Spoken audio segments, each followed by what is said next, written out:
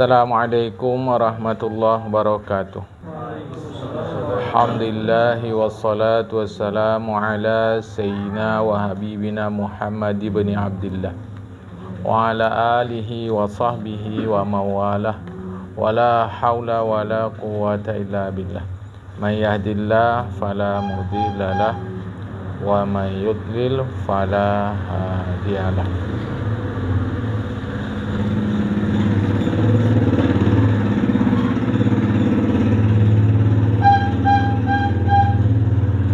Qala al-musannif rahimahullahu ta'ala wa nafa'ana bi'ulumihi fid darain amin summa qala.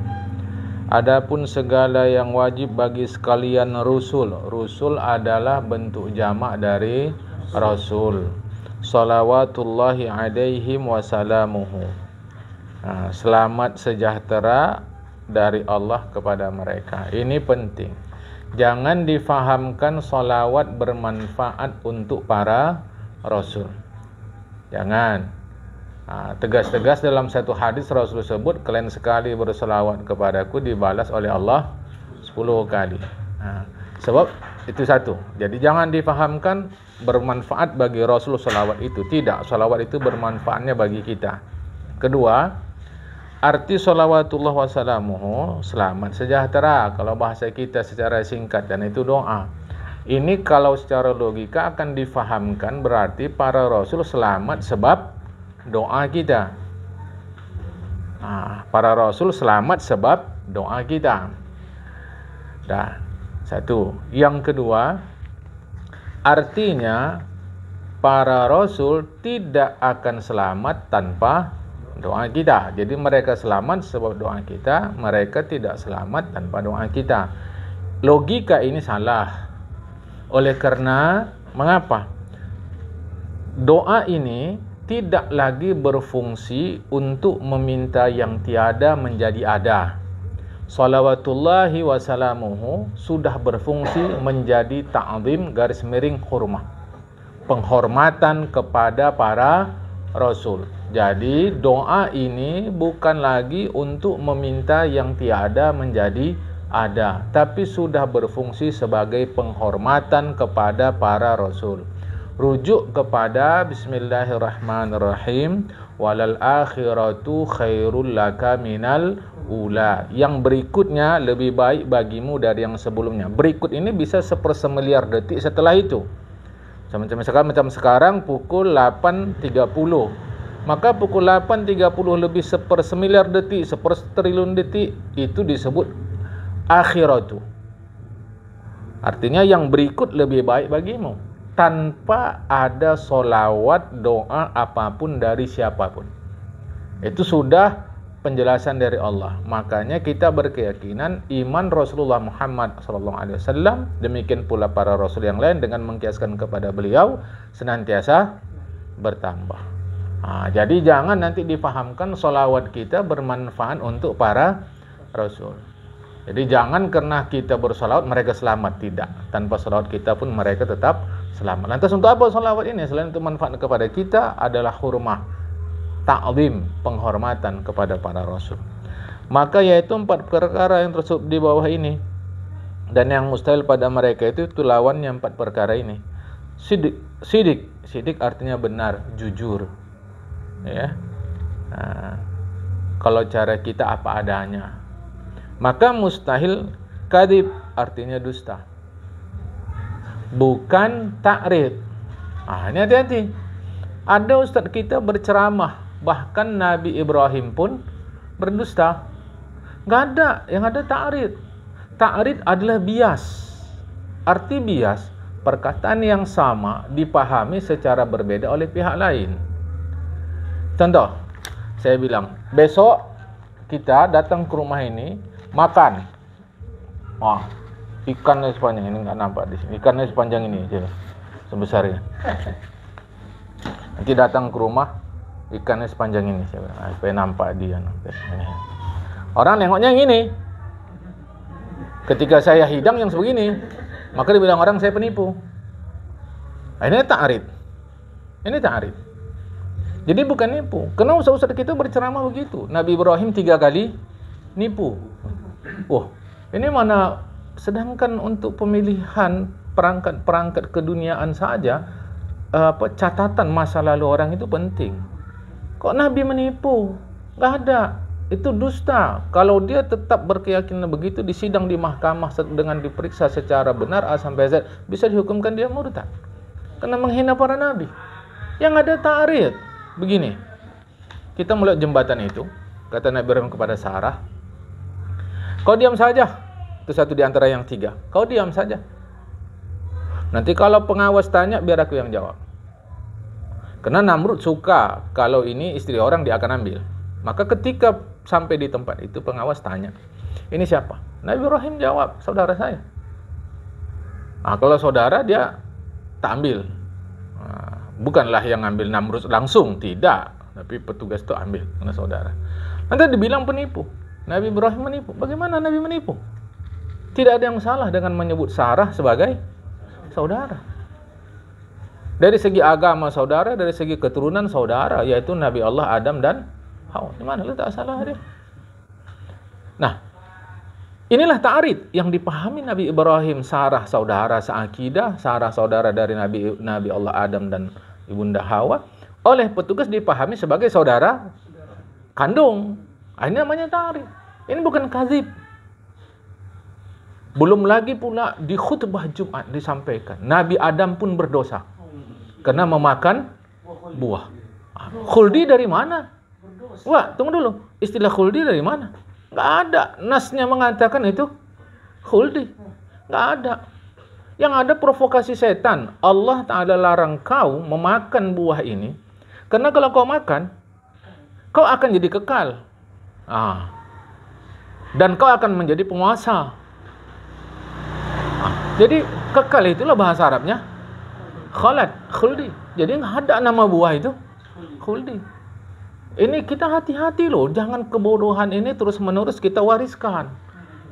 Nggak jelas-jelas, udah macam cerita kartun pula nanti itu. Makan buahnya nyangkut sini, terkejut Nabi Adam kata. Kata Hawa, ya namanya surga lengkap, di situ sudah ada air mineral. Kenapa tak minum dia sekalian? Perempuan lewat tuh. Ya makanya ini nggak ada ceritanya, jangan diteruskan. Agama ini cukup rasional, jangan jatuh ketika kita jadi karton. Ya, jadi nggak ada.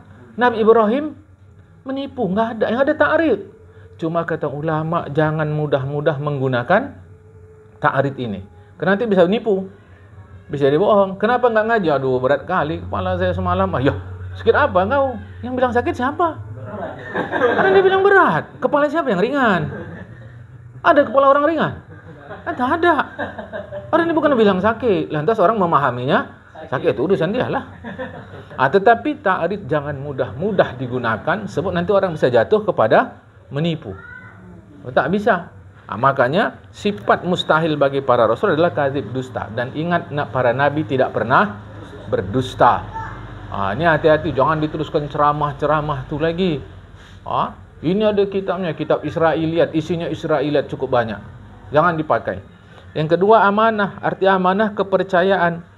Maka para nabi, para rasul itu orang yang dipercayai. Mustahil khianat, artinya tiada amanah. Kalau ditanya kepada kita apa amanah, terbayang barang-barang. Inilah amanah orang sama awak. Bukan. Pengertian amanah dalam kaitan sifat para nabi dan rasul adalah mereka dipercaya Allah tidak melakukan dosa kecil dan dosa besar. Itu makna amanah. Bukan makna amanah terbayang kita nabi amanah. Apa yang dibawa nabi? Orang dia miskin. Bukan. Makna amanah adalah dipercaya oleh Allah Ta'ala bahwa para nabi dipercaya tidak melakukan dosa kecil, dosa besar. Oke ya. Meskipun nanti ada khilaf dalam dosa kecil. Jadi mustahil khianat. Khianat artinya tiada amanah, ya. Tabligh, arti tabligh menyampaikan. Arti tabligh menyampaikan. Mustahil kitman, artinya menyembunyikan. Seluruh apa yang diperintah Allah sudah disampaikan. Seluruh, perhatiin kalimatku. Baligh ma umir tabih. Sampaikan apa yang diperintahkan kamu dengannya. Baligh, sampaikan. Maknanya, apa saja yang memang itu diperintahkan untuk disampaikan, semua sudah tuntas. Apa yang tidak diperintahkan, itu tidak disampaikan. Contoh, berapa kecepatan buruk? Nah, itu bukan jawaban berapa. Nah, jangan nanti kalau cerita Isra Mi'raj memang cerita karton aja. Rasul terbang, cuma kata orang Spiderman terbang. Apa susah? Berapa kecepatan buruk? Buruk terbuat dari apa? Dan seterusnya. Itu nggak ada di cerita Rasul. Oh, bahwa ada hadis 1-2, oke lah. Walaupun nanti disebut hadis ini diperbincangkan, oke. Kalau begitu kita teruskan. Waktu Rasulullah di Arash bertemu Allah. Rasulullah di Arash bertemu Allah. Yang di Arash siapa? Rasul. Allah tak tahu kita di mana. Ya macam mana bisa gitu? Kalau anak zaman sekarang nanya begitu, berarti dia belum pernah visi. Kalau kita visi, kita di sini orangnya di mana? Dari mana-mana bisa. Apa susah? Rasulullah ada di Arash bertemu. Rasulullah tidak pernah cerita apa, siapa, mengapa, bagaimana Allah waktu itu. Tak pernah. Mengapa Rasul tak sampaikan? Karena memang tidak masuk bahagian tabligh untuk disampaikan. Kalau masuk, pasti Rasulullah cerita. Allah tuh wujudnya begini, bendanya begini, terbuat dari ini, segala macam. Ya Allah, benda rupanya. Ini kan kalau. Oh iya, nggak ingat awak apa. Itulah kebanyakan makan besi, kata awak. Kan? Ini kalau. Allah tuh tak boleh kita sebut benda. Dia zat. Dalam ilmu tauhid tak boleh kita sebut benda sebagai adab kepada Allah Ta'ala. Tapi maksud saya tadi, andailah Allah Ta'ala suruh, Rasul cerita Allah tu ukurannya begini, perawaannya begini, mungkin Allah tu telah banyak banyak ke gym, jadi Allah bodinya oke, kan? Allah minum gini, mungkin lah, tapi kan tak ada disuruh. Maka kita pun untuk apa mengurus yang tak ada disuruh? Ya udah, kita mesti cari Allah nih. Carilah kau. Awak tak mau. Anda tak disuruh, buktinya tak disampaikan. Kan tak ada disampaikan. Kenapa ada yang ngaji begitu? Cari Allah. Awak cukup lah cari duit aja. Biar dia cari Allah. Kan kita dah dapat duit, nanti ajak dia makan bakso. Kan? Dia cari Allah, sampai dapatlah dia kan. Tak sampai kapan. Tak jelas ngajinya. Begitu-gitu. Jadi kalau ada yang nanya tentang ruh bagaimana? Kalau tak ada disampaikan Rasulullah. Ada sampaikan. Kenapa? Karena bukan masuk bahagian yang diperintahkan untuk disampaikan. Kalau itu disuruh, mustahil Rasulullah tak sampaikan. Berarti Rasul kitman. Dan itu mustahil pada diri para Rasul. Hati-hati loh provokasi. Jadi mudah kali mahamkan itu semua dan menolak itu semua mudah, asal tahu kata-kata kunci saja. Kemudian fatonah, artinya sempurna pengertian, cerdas. Rasulullah bukan pintar dalam pengertian kepintaran kepintaran. So di masyarakat pintar nih selalu diarahkan kepada otak kiri. Selalu diarahkan. Rasulullah itu tidak pintar tapi cerdas. Karena orang pintar belum tentu cerdas. Dan dalam hidup lebih dipentingkan kecerdasan daripada kepintaran. Dalam hidup nih lebih penting cerdas daripada pintar. Cuma kadang-kadang dipakai orang pintar kali-kali, bagi-bagi tak pandai dia. Tak nyambung. Kalau kali-kali pandai dia, pintar dia. Pintar-pintar kali. Kalau bagi-bagi dia karena waktu sekolah dulu bolos. Jadi pas pelajaran itu tak masuk. Kalau kali-kali pandai dia. Dalam hidup ini sesungguhnya yang penting adalah kecerdasan. Kecerdasan otak kanan. Lebih penting. Jadi dulu kita terprovokasi dan sebetulnya bukan terprovokasi, baik ya. IQ itu baik, tapi tidak lengkap. Ada namanya EQ, emosional, ada SQ, spiritual. Jadi tidak lengkap saja, bukan tidak baik. Nah, fatonah, sempurna pengertian. Mustahil baladah, artinya dungu. Baladah ini dungu. Ya. Jadi dungu itu contoh keledai lah. Masuk lubang yang sama dua kali. Itu tanda orang dungu. Kan jadi Rasulullah itu dia fatonah, cerdas. Makanya kalau ada yang bilang Rasulullah tidak pandai komputer, itu bukan penghinaan. Yang pertama itu bahagian daripada kepintaran otak kiri. Dan itu perlu ada latihan. Pada masa Rasulullah tidak ada komputer. Nabi kalian bodoh nggak pernah naik kereta. Memang. Kan naik kereta rambut pun gondrong. Nabi kami rambut gondrong. Makanya yang nggak ikut rambut gondrong berarti beda. Awak lah kena tu kan. Yang ikut sunnah rambut gondrong. Payah. Jenggotnya ikut, rambut tidak. Dia banyak kali angeknya nih. Nah, sidik jujur, benar. Amanah terpercaya. Saya sudah sampaikan pengertiannya. Tabligh menyampaikan, sudah. Jadi apa yang diperintah semua sudah disampaikan. Fatonah cerdas. Rasulullah itu cerdas luar biasa. Dan mengurus negara lebih dipentingkan kecerdasan daripada kepintaran. Kena manajemen, pemerintahan, kepemimpinan itu Masya Allah amat sangat berat. Adapun yang harus, yang boleh, yang jais bagi sekalian Rasul, maka adalah itu satu perkara jua. Apa itu? Al-a'radul basyariyah. Al-a'radul basyariyah artinya adalah perangai tubuh manusia. Arti sifat-sifat manusia secara umum itu ada pada diri para Rasul. Seumpama makan minum. Tapi mustahil Rasulullah makan minum berdiri. Loh, kok mustahil? Hadisnya ada. Tunggu. Hadis makan minum Rasulullah berdiri, Rasul sedang mengajarkan dalam satu-satu situasi kalau tak bisa duduk, berdiri. Boleh. Rasulullah ada pernah minum dia berdiri. Pernah berdiri Rasulullah. Jadi yang kita maksud mustahil tadi dalam kebiasaan hari-hari tidak. Ya, tapi makan minum itu sifat basyariah. Sifat-sifat manusia. Jangan nanti dibilang Nabi, dia makan dia langsung disuapi Jibril tuh. Gimana caranya? Janganlah melampau. Rasul jangan dinaikkan menjadi malaikat. Beliau manusia macam biasa, kan? Dan tidur. Ya, itu sifat manusia biasa. Tapi kalau disebut tidur sambil ngorok, mustahil. Karena itu mengurangi marwah derajat para nabi, para rasul. Ditambah lagi nauzubillah kalau disebut tidur sambil ngences, itu mustahil. Ya. Dan jaga artinya bangun. Itu hal yang normal. Maka mustahil pada mereka itu arat basyariah yang menjadi kekurangan. Mustahil. Sifat-sifat atau perangai tubuh manusia yang menjadi kekurangan. Seperti sakit gila. Nabi gila. Macam mana Nabi gila? Mustahil itu, ya. Atau sakit besar jua adanya. Sakit besar jua adanya. Itu mustahil juga. Sakit-sakit besarnya sakit berat. Maka jangan diterima cerita Nabi Allah. Siapa ayah Nabi Yusuf? Jangan diterima cerita kisah Nabi Yakub saking nangis dia sedih matanya. Macam mana tuh? Macam mana?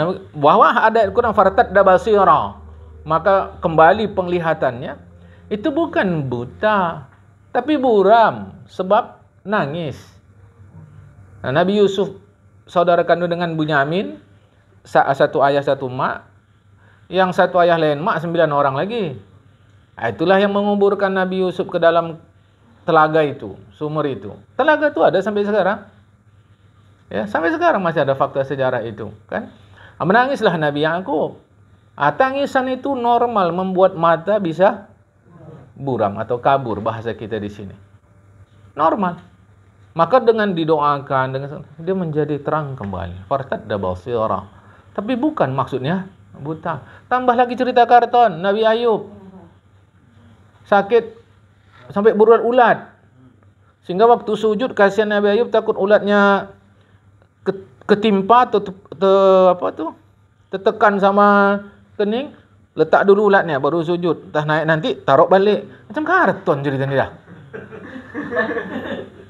Jangankan berulat, orang korengan aja malas berkawan. Orang korengan malas kita berkawan. Bukan penghinaan kepada mereka, bukan, itu normal.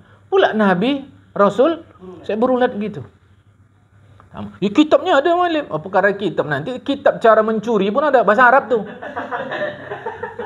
Kitab cara menipu, itu pun ada juga. Yang tak kabarnya kita bahwa orang Arab pun ada komunis. Di Lebanon ada partai resmi, partai komunis Lebanon resmi. Apa masalahnya? Arab. Bukan perkara kitab sekarang. Kalau perkara kitab-kitab, belum lagi yang lain-lain. Kan? Jadi hati-hati. Yang begini-gini ini mengurangi marwah para nabi. Tambah lagi pula yang lebih memalukan, bahwa Nabi Yusuf terpesona kepada Zulaikha. Mana ayatnya itu? Nggak ada. Ya. Di ayat itu Zulaikha suka kepada Yusuf. Yusuf suka kepada Zulaikha. Sambungan ayat, laula ara'a burhana rabbi. Andai Nabi Yusuf tidak melihat penjelasan dari Tuhan. Nyatanya Nabi Yusuf melihat. Buktinya apa? Buktinya yang koyak bahagian belakang baju atau depan baju? Belakang baju. Itu buktinya dia tak tertarik. Maknanya dia lari dikejar Zulaikha. Kalau dia yang tertarik, Zulaikha menjaga harga diri, dia dicabik-cabik, ditolak tuh Nabi Yusuf yang koyak bahagian depan. Ini pula ceramah kemana-mana. Nabi Yusuf pun begitu. Jadi Nabi Yusuf lebih rendah lagi dari ustaz kita. Yang ustaz kita itu dari lahir sampai meninggal dia soleh betul. Hebat lagi ustaz kita dari Nabi Yusuf. Tak mungkin. Lebih parah lagi dari kisah itu, ayat tentang itu digunakan pula untuk pelet. Kan jadi rame ini cerita. Ayat untuk pelet. Karena tertarik nih baca ini. Kata awak usah pakai itu, kau kumpul aja gambar Bung Karno, Bung Hatta, 3 gepok dapat itu, kata awak. 3 ikat. 3 ikan untuk narik. Kalau 10 ikan untuk jadi. Hati-hati, kita ini berhadapan dengan masyarakat. Jangan agama yang jelas, bersih, jernih, rasional ini jatuh ke kita jadi buram, kabur, macam cerita kartun kesudahan. Ini kebanyakan nonton sinetron apa nih? Sinetron apa? Yang terbang-terbang serban. Kalau baca gini, tak macam-macam lah. Kan? Sinetron TV itu tak ada. Islam tak ajarkan begitu-gitu. Ya, saya mau bagi tahukan betul. Islam tak ajarkan bahwa karamah ada, tak begitu maksudnya. Oke? Nah, di bawah ini ada tersebut rukun iman, 6 perkara. Bermula arti iman itu tasdik. Perhatikan, iman bukan percaya. Bukan, iman tasdik, yakni membenarkan. Jadi iman adalah usaha. Bukan percaya. Asal percaya iman, tidak. Iman itu membenarkan. Tasdik, ada upaya kita. Karena kita dilahirkan dari ayah mak Islam, kita hanya perlu untuk menguatkan iman itu saja lagi. Ya. Arti Islam itu bukan menyerah, ada pula arti Islam menyerah. Tak ada, menjunjung segala perintah Allah Ta'ala jua adanya. Islam menjunjung. Ini diartikan Islam itu pasrah. Kalau betul pasrah, nanti pas makanan di meja, biarlah kalau masuk ke mulut masuk dia, itu tanda Islam. Karena kalau kau ambil berarti tak pasrah, tak Islam. Pasrah, tengok aja gitu. Mudah-mudahan lompat dia. Ya kalau kodok, kalau nanti yang terhidang tuh rendang, cuma nak melompat dia. Janganlah balik kita ke semula. Jangan tambah-tambah yang lain tuh yang tak ada kita buat-buat. Okey? Jadi iman membenarkan, Islam menjunjung segala perintah Allah. Bermula rukun iman yang pertama 6 ya. Yang pertama percaya, tasdiq. Ya, memang dari dulu-dulu dibuat percaya karena memang menerjemahkan iman ke bahasa Indonesia nggak ada. Paling-paling kalaupun mau dibuat mempercayai. Ketika iman diartikan percaya atau kepercayaan, itu jauh kali dari pengertian amanah yu'minu. Jauh sekali. Sangat jauh. Jadi iman itu sejatinya adalah tasdik. Upaya kita membenarkan. Ya. Okeylah, kalau sini pun disebut percaya pada Allah Ta'ala bahawasanya ia Tuhan yang ma'bud bihaqqin. Rukun iman pertama meyakini Allah Ta'ala adalah Tuhan yang ma'bud bihaqqin. Apa ma'bud bihaqqin? Abdian sejati. Jadi Allah adalah abdian sejati. Kita hanya mengabdi kepada Allah, lain tidak.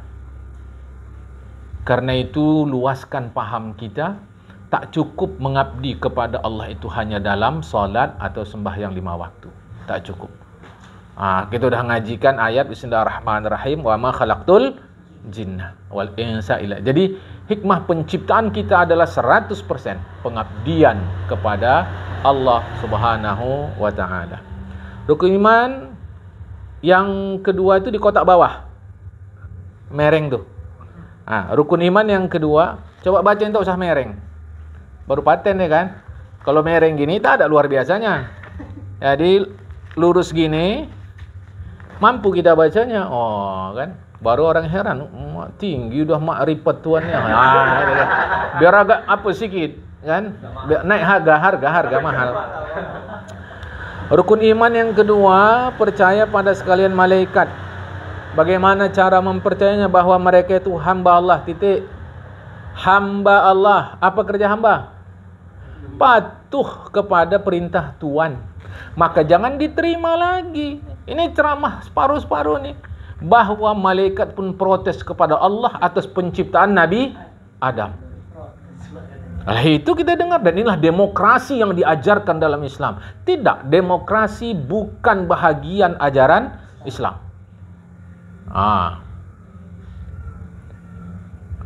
Frederick Roosevelt katakan, demokrasi adalah sistem terbaik daripada sistem-sistem buruk yang ada. Dan itu buatan bukan Islam punya. Kalau gitu Islam tidak mendengar pikiran orang, salah. Itu salah. Untuk apa ada surat Asy-Syura? Tapi bukan demokrasinya. Karena demokrasi itu dia bertumpu kepada suara mayoritas. Apakah suara mayoritas itu nanti bermanfaat untuk orang banyak atau tidak, nggak penting. Yang penting asal mayoritas setuju, jadi. Asal mayoritas tak setuju, tak jadi. Itu demokrasi. Islam tak begitu. Makanya bukan pula kita berarti anti demokrasi, kita otoriter, atau tidak begitu. Harus dipahamkan, ya. Nah, malaikat adalah hamba Allah. Hamba tunduk kepada apa kata Tuhan. Lantas kenapa waktu itu mereka menyampaikan itu? Bukan.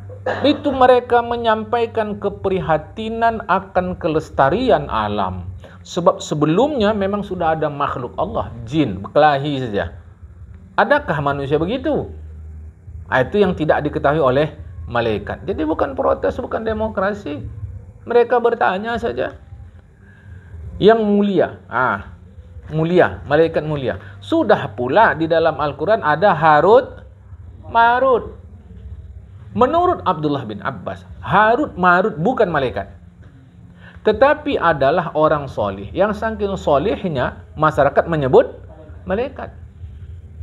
Seperti perempuan-perempuan yang terpesona melihat Nabi Yusuf. Mereka katakan Nabi Yusuf malaikat.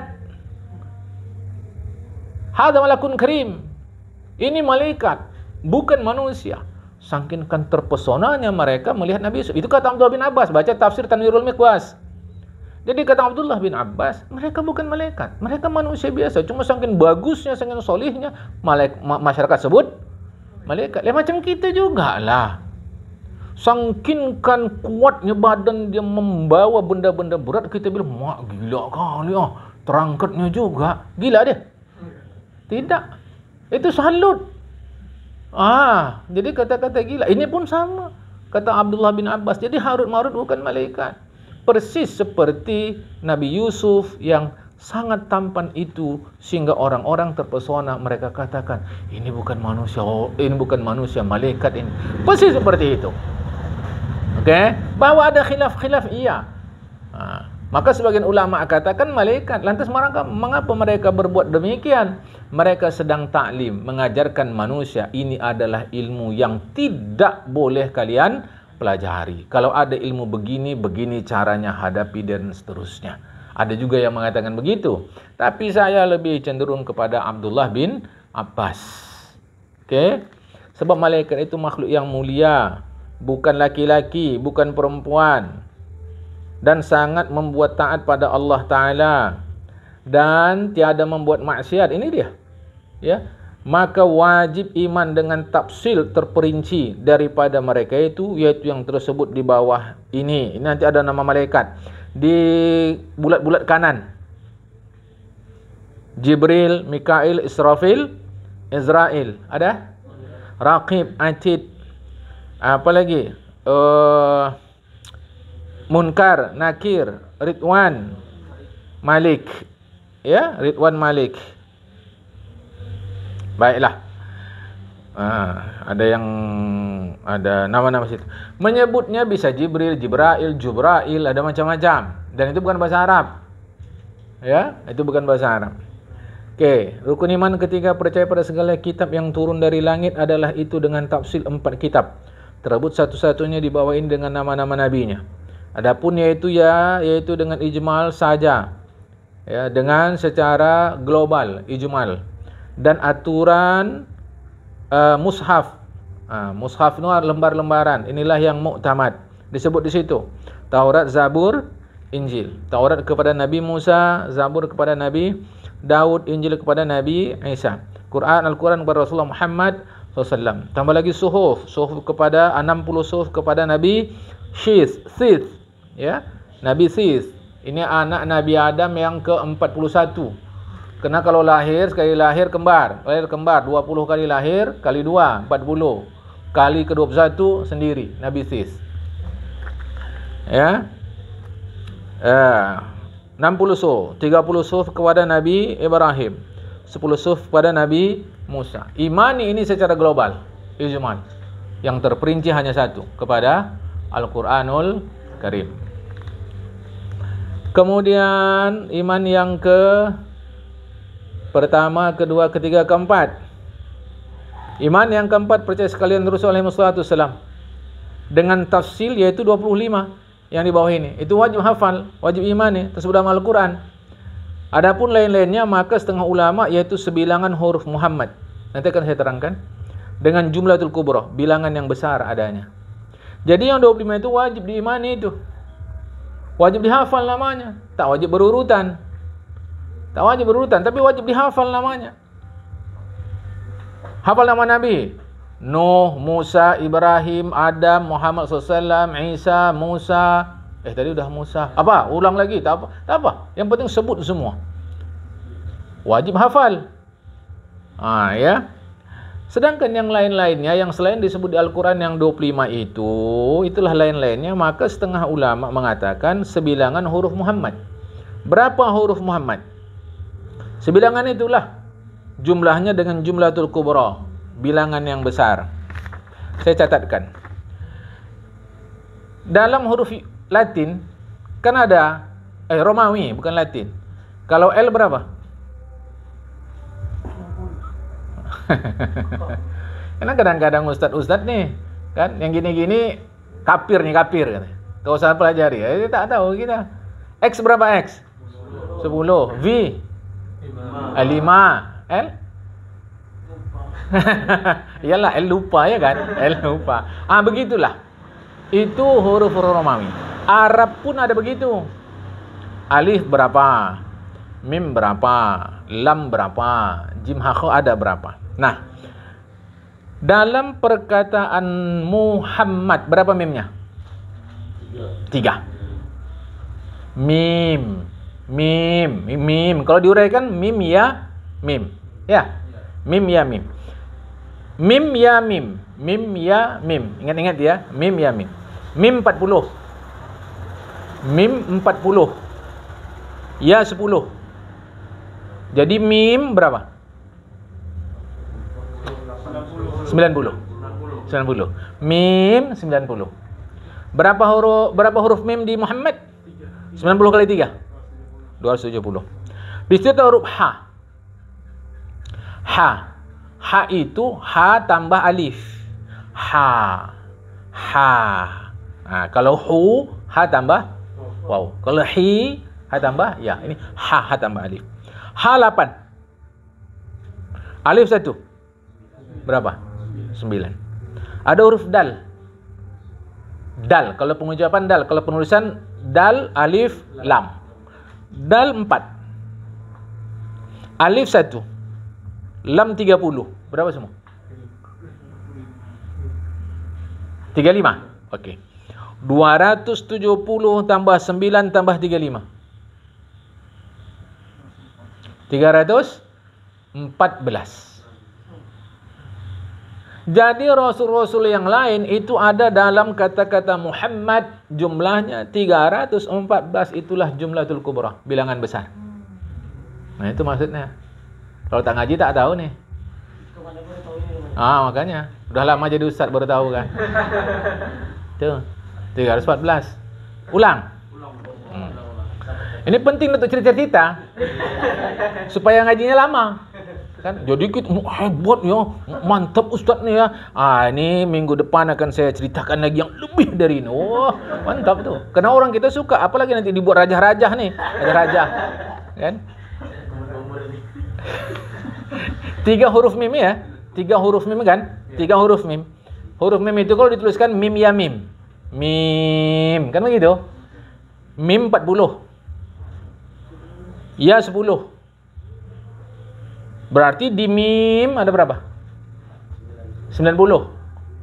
90 kali 3 mim 270. Kemudian ada huruf H. Menuliskan huruf H kalau dibuka dia, H pakai alif. H nilai 8. Alif 1. Maka huruf H nilainya 9. Kan H cuma 1 tuh. Dal. Dal alif lam dal. Dal sendiri 4. Alif 1, lam 30. Berapa? 35. Total itu 270 tambah 9 tambah 35. 314. Jangan main-main nih. Betul kan? Gertak sikit, gertak.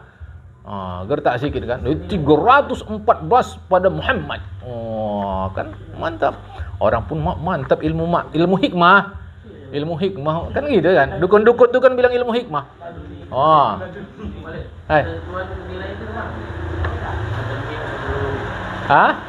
Itu mah itu kan orang Arab.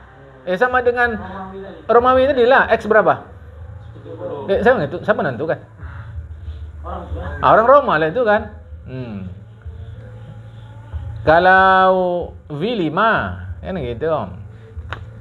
L100 C enggak. C 100. C 100. Itu dia kan begitulah. Jadi itu memang pemakaian kebiasaan lah. Jadi maling 314 selama ini tahu dapat dari tukang itu lah. Ada hadis. Tapi dari cara ngitung gini pun dapat. Ya. Terkoneksi juga. Iya, gitu. Ya. Jadi seperti itu. Oke. Itu nama jumlatul kubra, bilangan yang besar. Yang kelima, rukun iman yang kelima, percaya meyakini hari kiamat dengan segala hal ihwalnya lah. Apa ihwal kiamat? Seumpamanya mahsyar, tempat berkumpul, dan sirat, titian. Enggak ada siratul mustaqim. Jangan ngarang, jangan diceramah kemana-mana titian siratul mustaqim di akhirat, enggak ada. Hadis Nabi menjelaskan 1000 tahun lurus, 1000 tahun naik, 1000 tahun turun. Mana lurus tuh? Naik turun. Kan? Siratul mustaqim itu surah Al-Fatihah, maksudnya agama Islam. Titian itu macam mana ada yang tahu? Anda pula mana-mana siratul mustaqim. Titian serambut dibelah 7, lebih tajam dari pedang katanya. Kalau lebih tajam dari pedang, dia lebih kecil dari rambut sebelah dibelah 7. Macam mana awak naik sapi yang awak kurbankan tuh? Apa? Macam mana lewat tuh? Kan? Itu adalah kiasan yang menunjukkan kehati-hatian. Lah kehati-hatiannya bukan di akhirat, tapi di dunia. Karena akhirat adalah tempat mengambil gaji, bukan tempat kerja, kata Imam Ali. Imam Ali katakan dunia tempat kerja, bukan ambil gaji. Di akhirat ambil gaji, bukan tempat kerja. Itu kehati-hatian. Tahu-tahu kita ceramah son, begitulah tajamnya titian itu. Awak bingung macam mana lah, berdarah-darah lah macam mana lewat kayak gini. Sapinya 7 orang ya? Sapi 7 orang. Sapinya kecil pula, yang 7 gemuk-gemuk. Macam mana nih? Bukan maksud kita mau merasionalkan, tapi agama ini cukup rasional. Tidak, itu menunjukkan kehati-hatian. Seperti ungkapan orang tua-tua kita dulu, hidup ini bagaikan meniti buih. Macam mana buih dititi? Gini aja udah rusak. Kok dititi pula buih? Kehati-hatian. Jadi ada Siratal Mustaqim. Siratal Mustaqim itu surah Al-Fatihah, artinya agama Islam. Ya. Nah, jadi kita wajib beriman pada kiamat dengan segala hal ihwalnya lah. Masyar, sirat, mizan, timbangan. Usah pahamkan timbangan macam mana? Timbangan nih macam mana nih bentuknya nih ya? Untuk apa? Kan ada disuruh. Itu khilaf ulama. Bahkan Imam Muhammad Abduh kata tidak ada hadis yang mutawatir yang menjelaskan tentang bagaimana timbangan itu. Dan untuk akidah mesti hadis mutawatir. Tidak boleh hadis ahad, kata beliau. Tapi memang sebahagian ada yang menjelaskan pakai hadis ahad bahwa timbangan itu kalau pahala dia ke atas, kalau dosa dia ke bawah. Timbangnya macam mana nimbangnya itu? Dari mana diambil pahala itu? Ada rupanya banknya itu sehingga diambil, masukkan ke situ, letak macam mana? Usah pikir-pikir itu.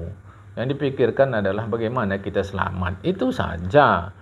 Tapi kita suka cerita gini nih, kena lama jemaahnya pun suka. Mak ustaz, mak. Itulah kata awak. Cerita timbangan aja 3 pertemuan tuh. Itu ada timbangan. Dia megang kitab gini kan. Cuma sebaris saja tuh, sebaris. Kapan kitab tamat? Itu ada timbangan aja. Belum lagi cerita sirat, belum lagi ceritanya, kita berkumpul di sini begini. Wah, masya Allah. Dan syafaat, pertolongan. Syafaat ini doa. Syafaat besar dari Rasulullah Muhammad sallallahu alaihi wasallam. Dan jangan lupa untuk dapat syafaat mesti ada KTA. Kartu tanda anggota. Kalau nggak ada KTA nggak bisa. Ya Rasulullah, aku umatmu, mana KTA? Kata Rasulullah. Tak ada, pinggir kau. Apa KTA-nya? Kalau dari jauh KTA-nya adalah wudu. Nampak Rasulullah tu wudu tu bercahaya-cahaya. Itulah KTA-nya. Apa tanda kau umatku? Inilah wudu nih. Mengapa bukan solat? Karena orang berwudu mesti solat. Tak kalau orang berwudu aja tak solat pula. Kan? Wudu lah. Itu namanya ghurran muhajjalin. Itu KTA-nya tu. Wudu itulah. Ya, apa syafaat? Doa. Syafaat itu adalah doa dari Rasulullah kepada Allah Ta'ala supaya menolong orang ini. Termasuk orang mati syahid, termasuk ulama, itu semua nanti memberi syafaat. Ya. Apalagi dan surga dan neraka adanya. Gimana surga neraka? Ya. Cemana lah. Kita tak begitu. Kalau saya hampir tak pernah mengisi pengajian tentang surga neraka. Pernah, jangan bilang tak pernah. Tapi hampir tak pernah. Kenapa? Tak perlu. Kita cukup imani surga neraka. Yang perlu adalah membangun jalan menuju surga. Di mana dibangun? Ini yang perlu. Bukan surga neraka udah urusan Allah aja itu. Tak akan berdebu tuh sampai sekarang. Biar Allah ngurus. Tak akan salah tempat. IMB-nya udah beres semua. Udah tinggal masuk. Ini kadang kita menceritakan dalam ceramah surga neraka tuh. Macam dia pernah survei ke sana. Neraka tuh begini. Enggak penting. Yang penting bagaimana kita tidak transit di neraka. Biarlah masuk surga di emperan pun jadilah. Karena kalau di emperan kita bisa macam-macam, jual gorengan bisa, air mineral bisa. Enggak apa-apa. Enggak usah emperan pun enggak usah lah. Asal jangan masuk neraka. Di mana? A'raf. A'raf adalah sebuah bukit di tengah-tengah antara surga dan neraka. Tinggal nanti ulama khilaf. Kemana akhirnya di sini? Orang-orang yang di sini kemana akhirnya? Nanti itu khilaf ulama. Tetapi besar harapan orang-orang yang di sini nanti masukkan Allah ke dalam surga. Di antaranya orang-orang yang hidup di zaman fatrah. Dah lah. Kalau cara saya, biar nggak usah masuk surga. Asal jangan masuk neraka. Kira orang main-main. Tidak. A'raf. Udah sampai situ. Ini saya mengharapkan kali kita yang ngaji di masyarakat nih, menyampaikan pengajian di masyarakat. Ajak masyarakat untuk berbuat baik di dunia ini. Bangun jalan tolnya. Di mana bangunnya? Di dunia. Ini ada pula orang Islam bilang begini, nggak apa-apa kita di dunia kalah dari orang kafir, di akhirat nanti kita menang. Itu ada persoalan. Satu, ya kalau menang kau, kalau kau masuk juga neraka macam mana? Satu. Dua, akhirat nggak ada kerja. Apa yang mau difastabiqul khairatkan di situ? Di akhirat tidak ada kerja sama sekali. Di akhirat hanya ngambil gaji. Mau ngapain? Di sini kita berlomba-lomba itu. Bukan di akhirat. Biar aja di akhirat tak biar tahu orang kafir nih. Kau di mana? Pasti kau selamat. Gitu-gitu dia jawab tuh. Saya pernah lah, udah lama membaca kitab Tanbihul Ghafilin tulisan Syekh Abdullah Samarqandi. Itu memang ada surga neraka. Tapi saya baca cepat aja lah, nggak begitu penting. Bagi kita, bukan artinya tidak kita imani, salah total. Sama dengan cerita malaikat. Untuk apa cerita malaikat? Malaikat tuh biar tahu ya bapak-bapak ibu jamaah sayapnya tuh besar. Sebesar apa? 300. Untuk apa malaikat bersayap kita ceritakan? Apa perlunya sama kita? Kalau udah turun pertolongan Allah dari malaikat, kalah ini semua. Udah betul kali lah itu. Sekarang kitanya macam mana supaya tak bertekak? Itu aja. Macam mana supaya kita tak bertekak? Macam mana supaya kita sama kita saling tolong menolong? Macam mana cara yang supaya kita antara kita lapang dada atas perbedaan? Berbeda-berbeda lah. Macam mana? Itu yang penting.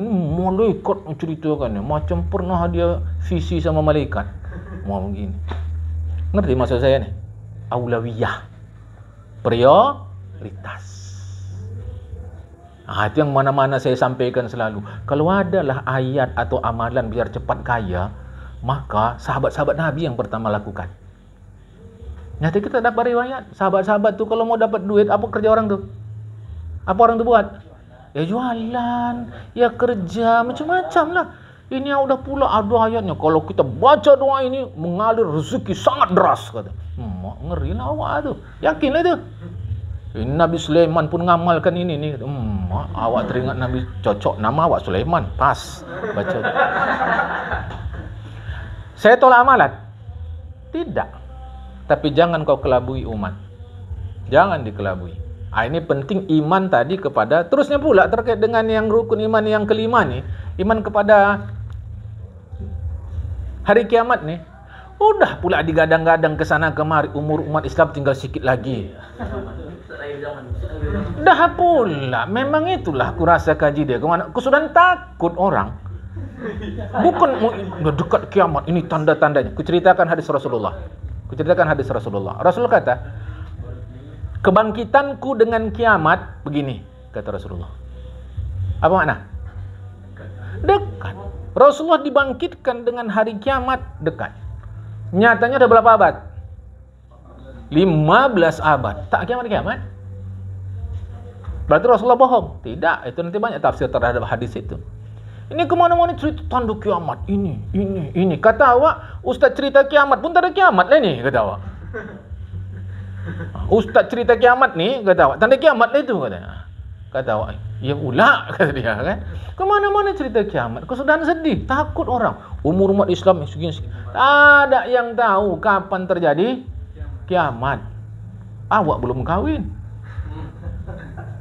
Proyek belum tembus. Dah dekat kiamat pula. Teman, enggak ada, enggak usah takut. Kiamat tidak akan terjadi. Bagaimanapun tidak akan terjadi selama orang masih sebut lafaz Allah. Dah titik. Itu ya kunci. Tapi mungkin kita jumpa dengan bunga-bunga kiamat. Dajjal, Ya'juj Ma'juj, Dabbah, binatang yang keluar dari bumi. Itu mungkin kita jumpa. Armageddon kita pasti jumpa. Maksud kita pasti manusia. Kita belum tentu juga. Armageddon itu perang besar kafir dan muslim. Itu hanya 2 front saja. Tak ada front ketiga yaitu munafik, enggak ada. Itu hanya 2 front saja, kafir muslim. Itu mungkin kita jumpa.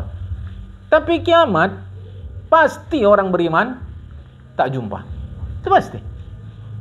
Karena kiamat akan terjadi selama orang masih ada bilang Allah. Nggak terjadi. Bukan pula gara-gara ini berarti mantap, berarti masih jauh. Main kan aja maksiat nih. Salah. Salah, bukan ke sana. Ini saya teringat cerita ngaji kiamat nih. Jadi slow aja, slow. Dalam pengertian slow jangan buat kita cemas. Kita pasti tak akan jumpa. Itu dipastikan. Ngapa bersit-bersit?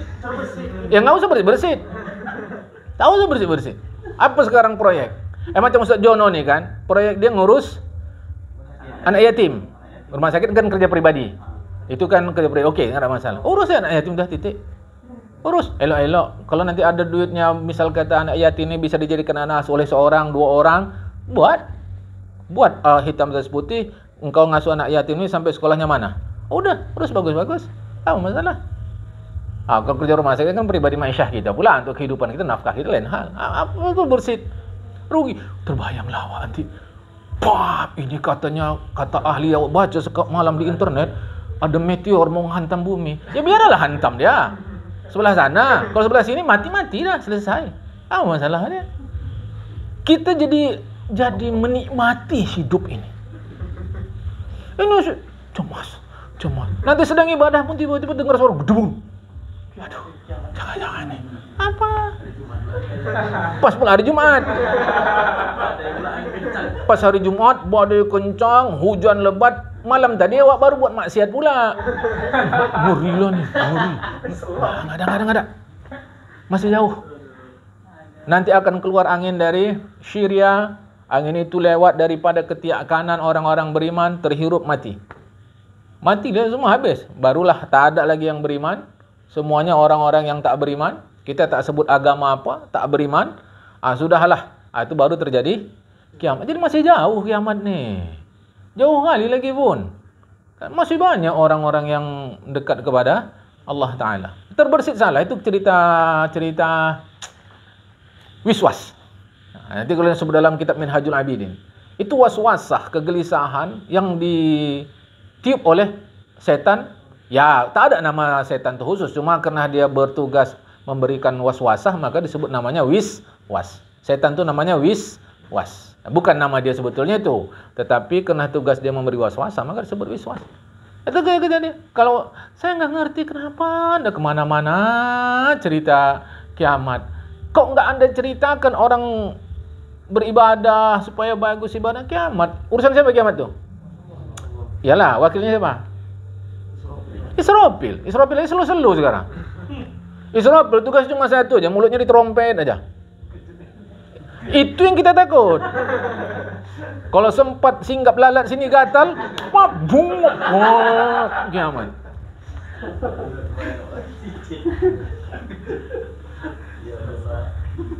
Senyumlah, enjoylah, nikmatilah hidup ni. Boleh gitu-gitu. Saya itu kadang, tapi awak tak mau kritik ini untuk kita ngaji kan. Ya kita tak maulah berburuk-buruk sangat atau apa, tapi anda buatlah umat ini jadi gembira. Ya, rukun iman yang keenam, percaya pada takdir Allah Ta'ala dalam kejadian tiap-tiap sesuatu. Ingat, takdir Allah. Urusan siapa? Dah, jangan urus kita. Takdir urusan Allah, bukan urusan kita.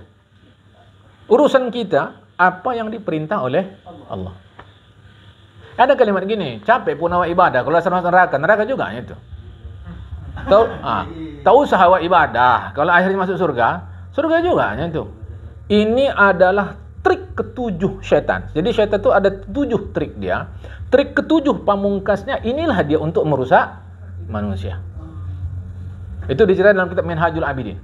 Ada 7 trik syaitan. Ini yang ketujuh. Yang ketujuh ini pamungkas, cocok. Sama orang cocok. Ya pula, capek pun awak semayang, neraka juga itu katanya. Coba dulu. Urusan kita bukan mengurus takdir. Takdir urusan Allah. Urusan kita mengurus perintah. Ada nggak disuruh Allah semayang? Ada, buat dah titik. Terima nggak terima urusan kita itu. Makanya saya nggak pernah, ingat saya nggak jawab. Apa tandanya tobat kita terima? Usah harus tobat terima tak terima, urusan Allah itu. Yang penting urusan kita tobat. Gue bilang dah titik. Rawan jawaban tuh. Rawan jawaban tuh bagi dia, nanti dia bisa ngukur orang. Berarti tobat nggak terima. Ini ngaji kemarin masuk Zulpan kata dia. Gimana dong? Nggak penting. Jadi ini salah konsep. Urusan kita bukan mengurus takdir. Ada yang, ini baru lagi bertanya, ada yang bilang begini, Ustaz, katanya, ngapa tak sembahyang? Belum dapat hidayah lagi. Macam mana? Kalau ngadepin itu mudah, saya bilang. Begini, coba kaki abang jalankan ke masjid. Nggak usah sembahyang, nggak usah. Pergi ke kamar wudhu, basuh-basuhkan muka, tangan, kaki. Habis itu masuk. Coba buat gerakan sembahyang tuh. Habis itu udah. Itulah baru tahu kita. Kan dapat hidayah. Terpaham nih? Faham tak? Jadi nggak usah cerita nunggu dapat hidayah. Buktikan aja. Caranya macam, coba langkahkan kaki itu ke masjid. Terus masuk kamar wudu, pergi berwudu. Habis itu sembahyang. Habis sembahyang, ya udah siap. Berarti tahulah kita dapat hidayah untuk sembahyang.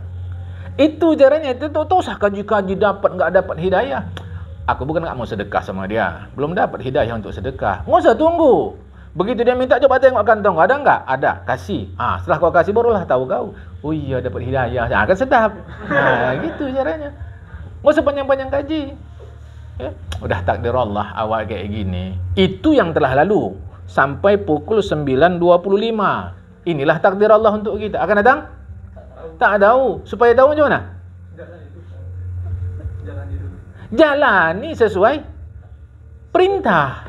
Itu aja.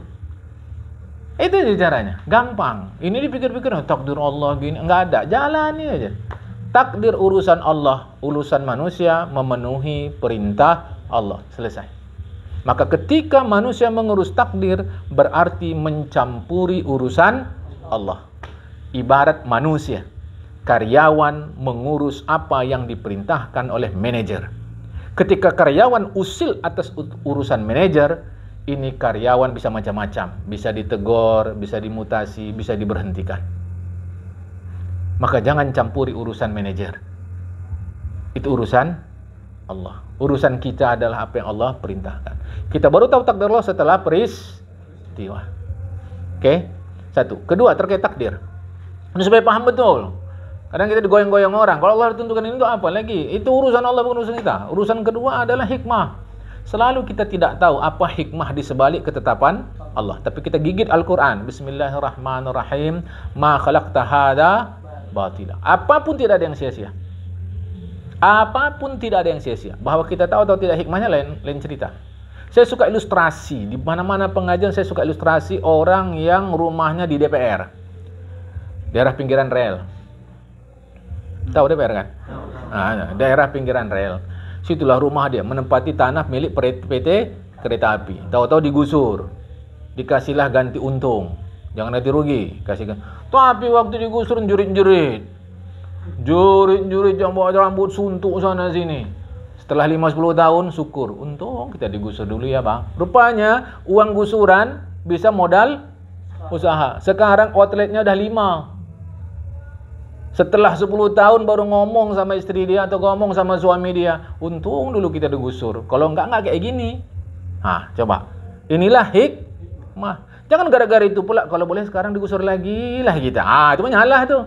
Ya, supaya dapat ganti lebih besar lagi. Salah. Menyalah.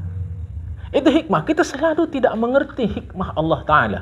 Itu rahasia Allah.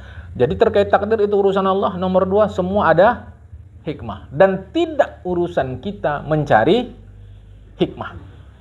Urusan kita adalah melakukan apa yang Allah perintahkan. Selesai. Oke? Syahdan. Lagi bermula.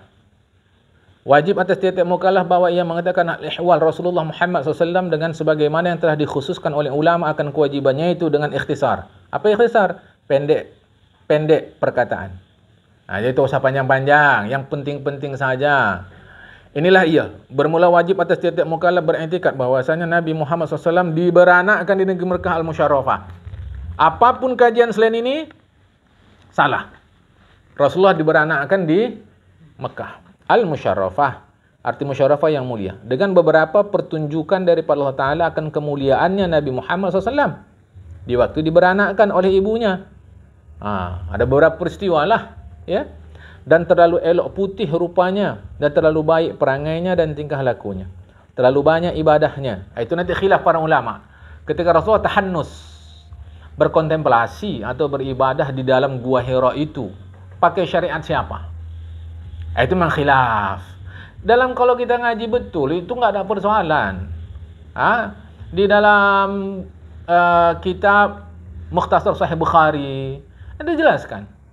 Ada mengatakan syariat Nabi Ibrahim, syariat Nabi ini, syariat Nabi ini. Ada yang mengatakan tidak, langsung diajarkan Jibril. Khilaf ulama, tapi itu bukan sebuah yang luar biasa. Maka di masa lewat umurnya 40 tahun, maka dikurniai Allah Ta'ala akan mi'raj, naik ke langit. Jadi malam itu ada dua peristiwa ya. Satu Isra, satu mi'raj, naik ke langit. Nabi Muhammad SAW dalam satu malam dari Mekah ke Baitul Muqaddas, boleh membacanya. Ya, lalu naik ke 7 lapis langit bersama-sama Jibril alaihissalam. Karena menerimakan segala perintahan Tuhan Azza wa Jal, mulia lagi agung, kepada sekalian manusia. Jadi dari Allah untuk manusia melalui Rasulullah Muhammad SAW. Dan sekalian jin. Jadi ingat ya, jin ada, hantu tak ada. Mudahnya rujukannya surat An-Nas. Jadi kalau dia menolak jin, dikhawatirkan kafir. Oleh karena berarti menolak ayat Al-Quran. Saya sebut khawatirkan karena perlu mahkamah syariah nanti yang memeriksa itu, bukan kita. Bahwa hantu tak ada. Jadi yang terbang-terbang tu jin, bukan hantu. Saya teruskan sama kita, jangan teruskan aneh-aneh ini. Ya, mau tengok gini-gini. Di dalam kubur, orang sudah mati selesai. Dalam pengertian dia tidak lagi bisa ganggu atau apa, enggak ada tuh. Ya, karena dalam kubur dua saja. Kalau tidak Sa'id, Syaqi. Sa'id bahagia. Orang kalau tercukupi kebutuhan hidupnya, logikanya macam kita di rumah, mau keluar rumah lagi? Cukup semua, ngapain keluar rumah? Udah cukup di kubur dia, ngapain keluar? Kedua Syaqi, celaka. Celaka itu ibarat kata, ya macam hukuman lah. Ya, macam begitulah kira-kira ya, dihukum. Kalaulah bisa dia keluar dari alam kubur. Kalaulah bisa dia keluar dari alam kubur, bukan kuburan. Kalaulah bisa keluar dari alam kubur yang celaka tadi, ini berarti kan sporing nih. Sporing nih, munkanakir kecolongan. Maka perlu DPO, daftar pencarian orang, kerjasama dengan Interpol nih. Kan lucu. Kan lucu jadi ceritanya. Nggak mungkin. Ya, jadi yang kami nampaknya itu jin. Semua itu jin. Korin orang tadi boleh jadi. Karena jin makhluk Allah yang musyakkalah, yang bisa berubah bentuknya. Makanya ketika saya melihat jin, saya nggak yakin itu bentuk semula. Ada 3 kali itu. Saya ceritakan. Jangan gara-gara cerita ini pula nanti minta air sama saya. 2 kali hanya dengar suara. Satu dia turun waktu saya kuliah di Malaysia, di asrama kami dia turun dari atas. Sekali adalah waktu saya di Medan nih lah, dia basuh pinggan di dapur. Itu saya pelan bangun malam tu supaya saya mau tengok. Pelan suara awak rupanya kedengaran juga, ada cucing. Yang ketiga itu memang nampak saya lah. Tapi kita yakin musyakkalah, dia bisa berubah-ubah. Kita tak tahu macam mana bentuk semula asli dia, kita tak tahu. Saya menyampaikan ini pengalaman saya. Bukan ada untuk hebat. Awak takut nih cerita ini. Minta air orang, minta air, baca-bacakan kata dia. Tak ada. Jin kita yakin ada. Hantu tak ada. Tuyul tak ada apa sekali. Itu semua kerja jin. Jin itu bisa besar ya, kecil. Cuma busuk cicing apa katanya. Saya jumpa bapak tu. Saya dah bertamu ke rumah, saya cerita, jumpa aku pernah sekali katanya. Tak, aku tengok kecil lama-lama. Ya aku pikir siapa ni katanya. Besar katanya. Besar cicing. Perlu berlindung dari jin? Perlu. Supaya jangan ganggu kita. Tapi bukan supaya kita imani dia. Itu maka kita dilarang buang-buang air di lubang. Situ ada makhluknya. Marah dia, jin tadi. Itu bangsa orang sakit-sakit tu. Cara dulu kita nggak ngerti ruqyah. Cara sekarang ngerti pakailah ruqyah. Boleh, tak ada masalah. Ya. So di sini disebut jin. Sebagai lagi di masa umur 50 tahun, maka berpindah Rasulullah Muhammad SAW ke negeri Madinatul Munawwarah, yaitu negeri mulia yang kedua. Ingat hadis Rasulullah pernah bilang, la hijrata ba'dal fathi. Tidak ada lagi hijrah setelah Mekah menang. Jadi enggak ada hijrah. Yang ada sampai hari kiamat itu adalah pindah ke daerah yang sulit kita beribadah ke daerah yang mudah beribadah. Itu ada. Maka dalam kitab disebut min dari kufur ila dari Islam. Dari daerah kufur ke daerah Islam, maksudnya dari daerah yang sulit ibadah ke daerah yang mudah beribadah. Jadi hijrah pindah dalam penuh syariat pindah tak ada. Yang sekarang ini disebut hijrah itu salah, taubat. Kan sekarang banyak nih hijrah. Bukan, taubat. Itu bukan hijrah, taubat. Ya. Kenapa pakai hijrah ini bisa mengkelirukan secara pelajaran agama. Syahdan, maka di masa umur 63 tahun, maka wafat Rasulullah SAW di negeri Madinah. Disitulah dikuburkan. Ya. Sebagai lagi wajib dikatakan nama ayahanda bunda Rasulullah Muhammad SAW. Dikatakan dengan kata setengah daripada ulama bahawa wajib mengatakan nama-nama anak bininya. Ada yang mengatakan begitu. Setengah ayah Rasulullah, mak Rasulullah, anak Rasulullah, bini Rasulullah. Inilah tersebut di bawah ini bilangan sekali mereka dengan tambah lagi nama-nama 4 sahabat, cucu Rasulullah dan mak susu Rasulullah. Ada di bawah itu. Itu semua itu. Rasulullah, ya, ke kanan itu paman Rasulullah. Hamzah, Abbas, Sofiyah. Itu makcik Rasulullah, sahabat yang 4. Kemudian di kanan bawah cucu Hasan Hussein. Kemudian di bawah sekali anak beliau. Ya, anak beliau. Ya. Ke kiri itu ibu susu. Ke kiri bawah itu ibu susu. Suhaibah Aslamiyah dan Halimatun Sa'diyah. Kiri agak di atas tu para istri Rasulullah. Di atas keturunan Rasulullah. Rasulullah SAW, ayahandanya Abdullah, anak Abdul Muttalib, anak Hashim, anak Manaf. Sampai Abdul Manaf hafal. Abdul Muhammad, kata kita Rasulullah Muhammad bin Abdullah bin Abdul Muttalib bin Hashim bin Abdul Manaf. Hafalkan itu, ya. Baik, sebelah. Ini dah 1 jam dah. Niat saya malam ni selesai, tak terpenuhi ni. Ini tak terpenuhi. Niat saya malam ni selesai. Kerana ni rupanya ada lagi cerita la ilaha illallah Muhammadur Rasulullah. Ada lagi situ. Ini tak selesai ni. Ini harus difahamkan betul-betul. Ini insya-Allah dalam malam Rabu depan lah.